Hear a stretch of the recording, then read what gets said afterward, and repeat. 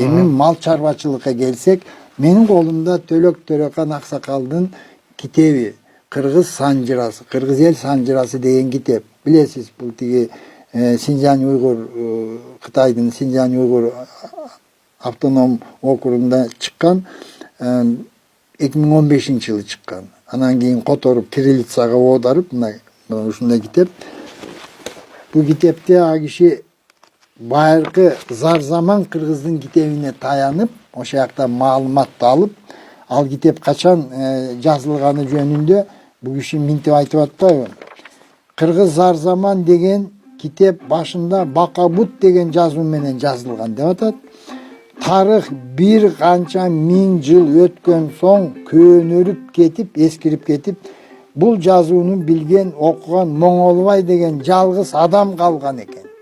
Oşon üçün mından 1383 yıl murun, bu boljoldu 630 640 yıllar bizdin de orada Arap tamgaga жазууга көчүрүү туура табылып, ошол убакытта Абылкан Казы деген укмуштуу адам жогорку Моңолбайдын тапшырмасы менен чый калемде көчүргөн дейт. Жана кумурска жазуу. Демек ошол Кыргыз зар заман эки тилде арап жазууна, анан кийин Кытай жазууна которулган экен да. Которулган экен. Эми ошондо карабайсызбы? Ортого канча кой чогултуп дейт ошол которуш үчүн. 135 ming кой чогулткан экен ортого. Берде жазылып турат ким канча кой бергенин. Ким канча Moңолбай мынтип айткан экен. 90 ming туяк коюм бар, бүтүн иштеткиле деген экен. Moңолбайдан башка 45 бай.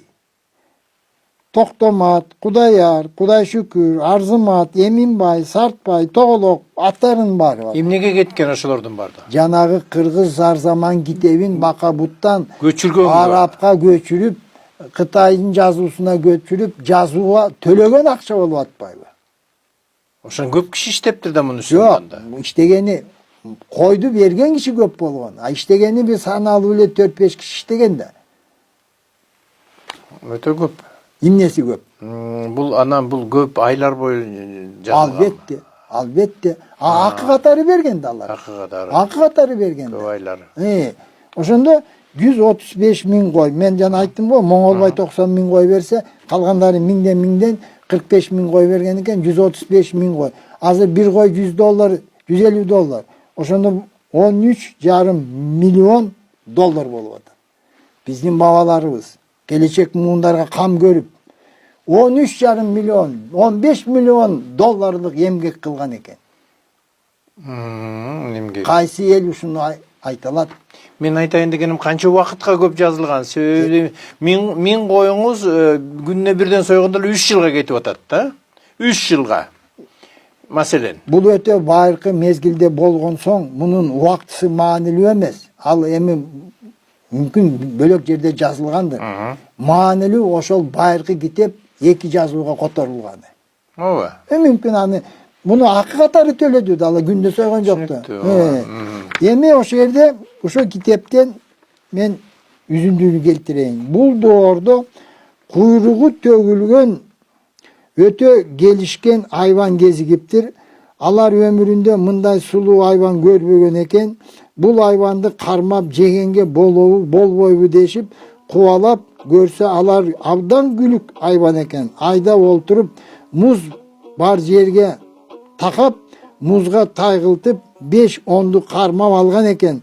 Асылып, үйрөтүп, минип, бул малды кийин жылкы деген деп атап калган экен деп Кыргыз зар заман китебинен шилтеме кылып атат да.